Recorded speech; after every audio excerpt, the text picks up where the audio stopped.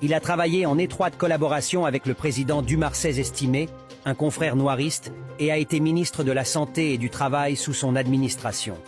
Cependant, en 1950, après le renversement d'Estimé lors d'un coup d'État orchestré par Paul Magloire, Duvalier entre dans la clandestinité. En 1956, Duvalier réapparut et annonça sa candidature à la présidence. Sa campagne s'est concentrée sur le nationalisme noir et il a promis de mettre fin à la domination de l'élite mulâtre personnifiée par son principal adversaire, Louis Desjoie. Il a attiré une large coalition de partisans, y compris les pauvres des villes, les paysans ruraux et les membres de la classe moyenne noire.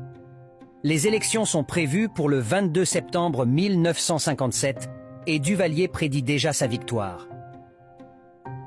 Le 22 était son nombre porte-bonheur.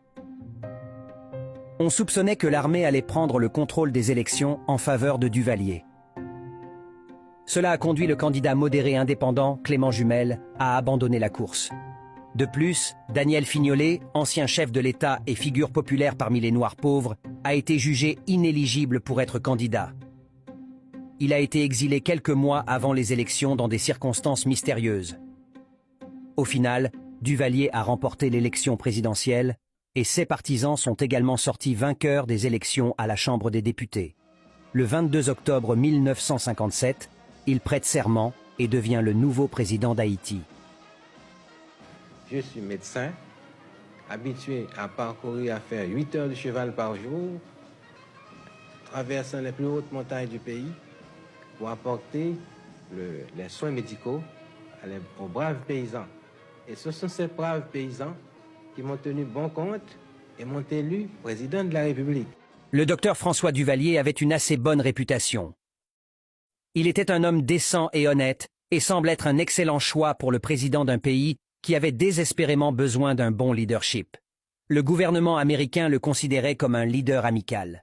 Il a étudié la santé publique à l'Université du Michigan en 1943 et a participé activement à une campagne parrainée par les États-Unis pour contrôler la propagation des maladies tropicales contagieuses. Mais les mauvais signaux n'ont pas tardé à arriver. Duvalier commençait à montrer son intolérance envers ses adversaires politiques et qu'il voulait plus de pouvoir. L'administration de Dwight Eisenhower a commencé à peser le pour et le contre du soutien au régime.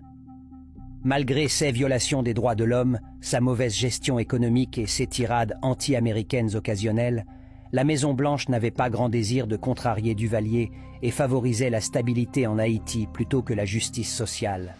Et quant à 700 km de Port-au-Prince, un révolutionnaire communiste du nom de Fidel Castro prend le pouvoir à La Havane.